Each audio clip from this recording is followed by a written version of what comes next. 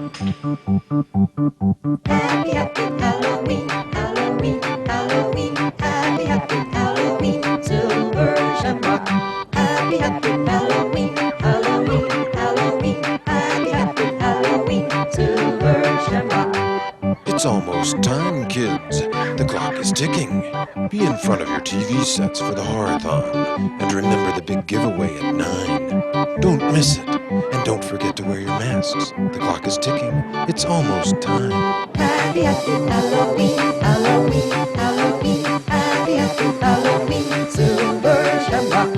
Happy, happy Halloween, Halloween, Halloween. Happy, happy Halloween, Silver Shamrock. Hurry home, it's almost time. All those lucky kids with silver shamrock masks, hurry home for the big giveaway. It's almost time. Hurry home.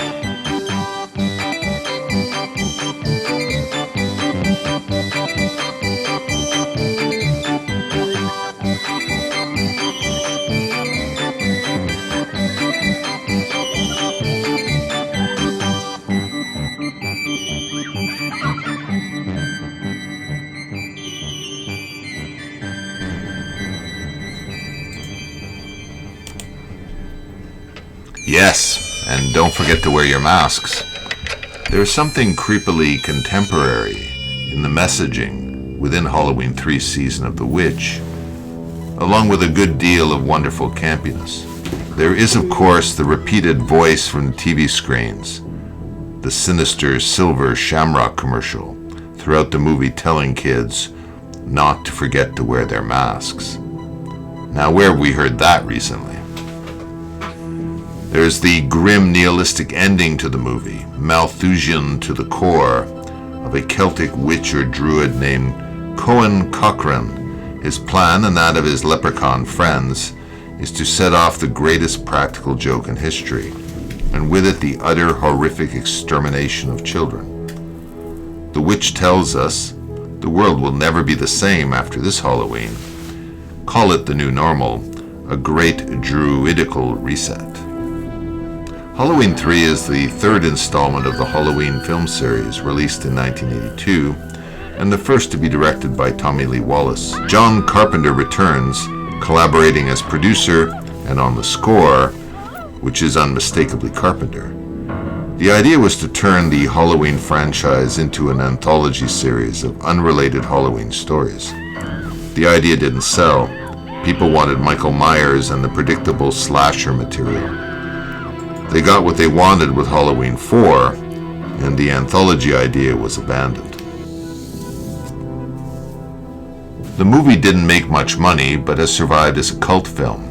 Moviegoers at the time missed its multiple layered commentary on the modern world, but I think that is far more in your face today. Halloween 3 can stand alongside Carpenter's other gem, the 1980s version of The Thing, as well as They Live, as cult films that echo eerily in the world of 2021. The story takes place in Northern California. A small toy shop owner, clutching a jack-o'-lantern mask, is pursued by strange, emotionless, but impeccably dressed men in suits. He is attacked, but gets away and ends up in a small local hospital in the care of a Dr. Chalice, played by actor Tom Atkins. An alcoholic doctor with 2 kids on the verge of a divorce from his wife.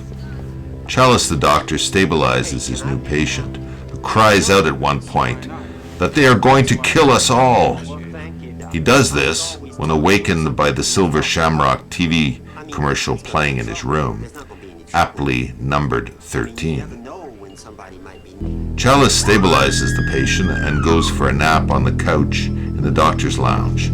He is awakened to the screams of a nurse who tells him a man in a suit has murdered the patient, using his gloved hands to rip the man's skull apart. We see similar feats of superhuman head twisting in Carpenter's Prince of Darkness or in The Blade Runner. Chalice pursues the suspect, who calmly gets into his car, douses himself in gasoline, and lights himself up. The car explodes. I'm not sure why he didn't just drive away. The shop owner's daughter, Ellie, comes to the hospital to identify her father. She is strangely emotionless, and one can ask the same questions of her as fans have asked about Decker in Blade Runner. Is she human or not? I'll get to this later. I can't tell if her bad acting is intentional or not. Ellie reveals to Chalice that her father's business was in decline thanks to the big box toy stores like Silver Shamrock, which is really a stand-in for Walmart, Facebook, and Amazon in our world. She has discovered her father visited the Silver Shamrock factory just before his murder, a factory conveniently located in the film nearby, rather than in China. Her father must have discovered something terrifying, she thinks, which led to his murder. The couple decide, as characters in horror movies are wont to do, to investigate the factory themselves, instead of calling in the police. Obviously, the events at the hospital would have meant the police would have already opened an investigation, would have had some interest in these leads. They are never notified. The Silver Shamrock town could pass as any quaint middle American town. The little gas station, the little motel, the little shops, the eerie quiet. The couple notice something is off. The people they come across are strangely emotionless and follow them with their eyes, remaining perfectly silent. Think of any ghoulish town in Transylvania, inhabited by vampires, or the town in Carpenter's Into the Mouth of Madness. The factory that has apparently dominated the world market for masks looks like the abandoned brick factory built in the 50s that you can find in any small Rust Belt town. That creates a dissonance with the storyline that gives the film its surreal quality. The men in suits who work the factory are stand-ins for the possessed hobos in Carpenter's The Prince of Darkness as well. The feel is similar.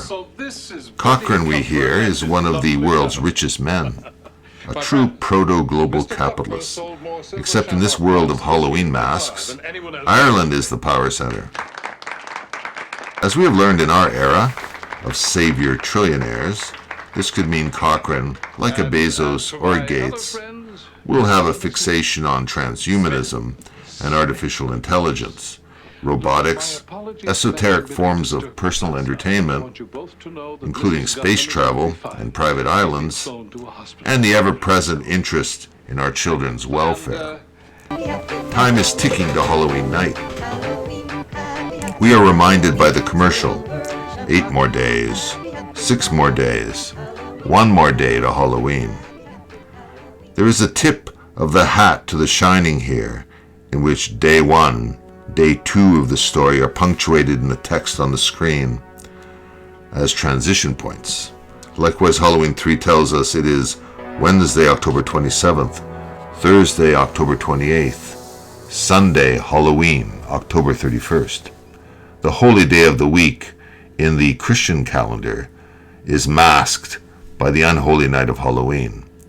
By the way, in 2021 we have the same occurrence of Halloween on a Sunday. There's something definitely mechanical or strained in how the couple decide, hey, we just met, we're in a strange town, let's book a room, I could sleep in the car. in that what could be the Bates Motel as a place to talk. And soon the alcoholic doctor and droid Nancy Drew are sleeping together without much moralizing. No moralizing. He has a wife and kids, and she is supposedly in mourning for the death of her father, but sex in the creepy town hotel room seem like the first order of business. Chalice and Ellie meet a few humans in town, or apparent humans. One is Marge, a plant worker who has been called in to do the Halloween rush. She complains about it, so she is evidently human and would pass the Blade Runner replicant emotion test. It's not clear to me why they need a human worker here when they are fully staffed with foreign robot workers. In any event, Marge, while killing time in the company hotel room, decides to poke a hairpin into the Silver Shamrock tag that has come off one of the company masks. This triggers an energy beam that burns her face off, As she writhes in her death agony, snakes and bugs begin to crawl out of her face. Okay, this would definitely constitute an adverse mask effect. In the event, Chalice sees her body being removed from her room on a stretcher by the company ambulance crew to be taken to the company first aid clinic, where he is told she will get top-notch care. It is here that Chalice meets for the first time the company owner, aka Druid Witch Cohen Cochran, played by Dan O'Herlihy, who, by the way, played Marshall Ney in the 1970 film Waterloo. Chalice overhears a worker tell Cochran, "There was a misfire." This fires up his hunt for the truth. Another human or demi-human in town is Rafferty, the hotel owner. The character is played up with a thick leprechaun accent, which suggests he is probably a junior-rank druid working for Cochran. We have heard over the TV earlier in the film that one of the 19 stones at Stonehenge has gone missing. It is the blue stone, one of the 19 representing the cycles of the moon. It turns out Cochran masterminded the theft and has the multi-ton stone in his factory. He understands that it has real and strange powers that he is able to harness, being a druid.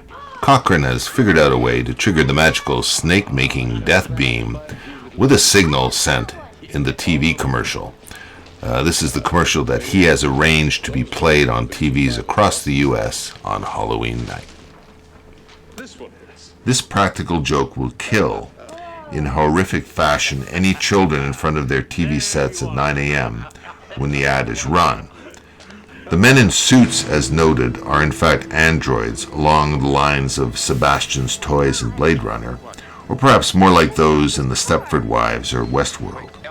Cochran notes they are obedient, unlike most human beings. Cochran would like the world of 2021 in which compliance and conformity are desired qualities in the New World Order.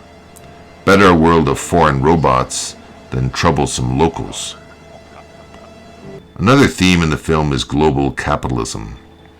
We hear from the town alcoholic that he grew up there, but was denied work by Cochran, who imported all his workers, or made them, with a few exceptions, like Marge. Critics who generally hated the movie did note this anti-capitalist messaging. The company town is also dominated by surveillance cameras, not to mention the eyes of the locals, who will dutifully report everything to Cochran. We see here the globalist surveillance state in its infancy. In typical evil villain style, Cochran, who eventually seizes Chalice, chooses to tell him his plan and give him every opportunity to escape, rather than just killing him. I have to say, in this film, that may not be unintended. It could easily be seen as an extension or another one of Cochran's practical jokes, especially given the way the film ends. In describing his plan, Cochran uses language that may not have had much resonance in 1982 with the environmental movement in low gear, but in the midst of the so-called climate crisis of 2021, his words are actually chilling. He refers contemptuously to how Halloween's original meaning has been lost. Stonehenge, we have heard, was part of an ancient sacrificial circle. He calls himself a magician, joking at one point that a magician never explains his tricks. We have also learned from his top salesman, who Cochran later murders along with his family in a test run of the mask, that Cochran first made his name in practical jokes. This Halloween, Cochran announces to Chalice that he has cooked up the greatest practical joke of them all, a joke on millions of children. But when he tells Chalice what Halloween means to him, it is clear Cochran is seeking more than a good laugh. I do love a good joke, and this is the best ever. A joke on the children. But there's a better reason. You don't really know much about Halloween. You thought no further than the strange custom of having your children wear masks and go out begging for candy. It was the start of the year in our old Celtic lands, and we'd be waiting in our houses of wattles and clay. The barriers would be down, you see, between the real and the unreal. And the dead might be looking in to sit by our fires of turf. Halloween. The festival of Samhain. The last great one took place 3,000 years ago, and the hills ran red with the blood of animals and children. Sacrifices is part of our world, our craft. Witchcraft. To us, it was a way of controlling our environment. It's not so different now. It's time again. In the end, we don't decide these things, you know.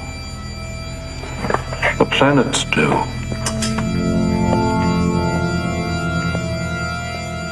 They're in alignment, and it's time again. The world's going to change tonight, Doctor. I'm glad you'll be able to watch it. The festival was a place of animal and human sacrifice, a portal to the underworld, and a place of prophecy. He says the hills ran red with the blood of animals and children. He is bringing Samhain back. The festival was also used, and these are choice words, to control the environment. Think of those words, control, and then think of our war against global warming.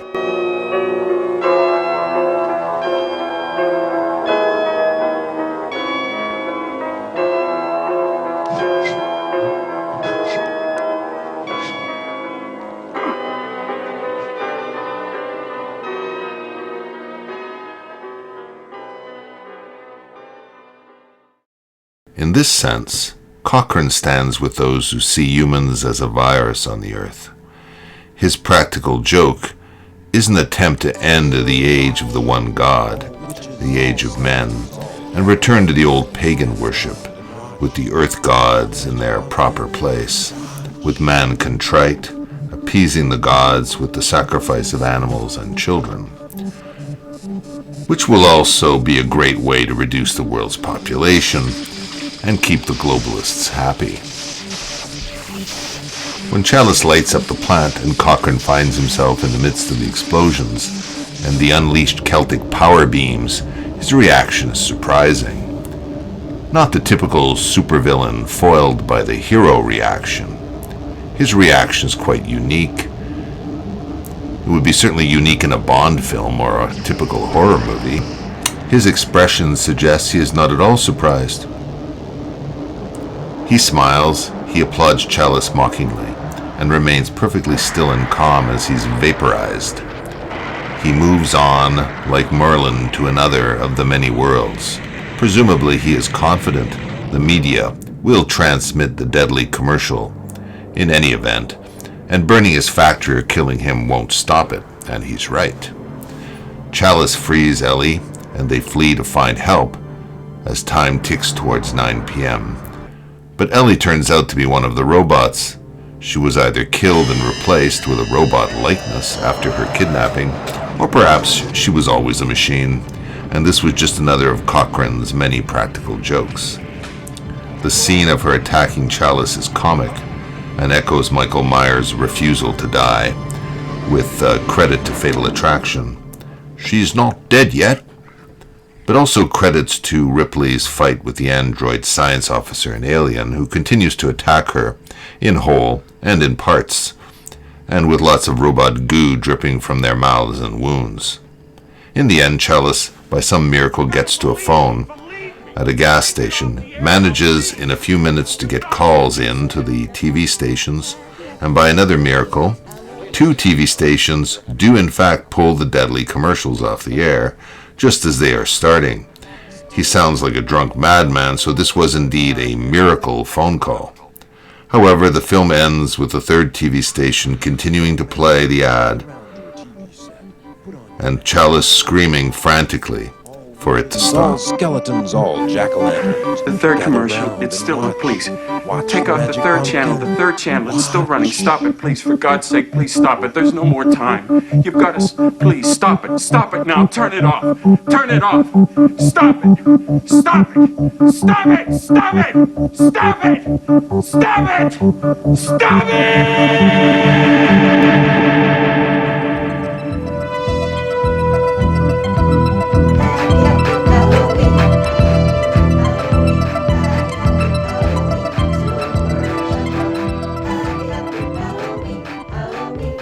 The revenge of the Druids is complete. And in our own time, we can ask if we are also living in a catastrophic practical joke. And if so, we can only hope somehow someone does indeed pull the plug. Happy, happy Halloween, Halloween, Halloween. Happy, happy Halloween, silver shamrock. It's almost time, kids. The clock is ticking. Be in front of your TV sets for the Horathon. And remember the big giveaway at 9. Don't miss it. And don't forget to wear your masks. The clock is ticking. It's almost time. Happy, happy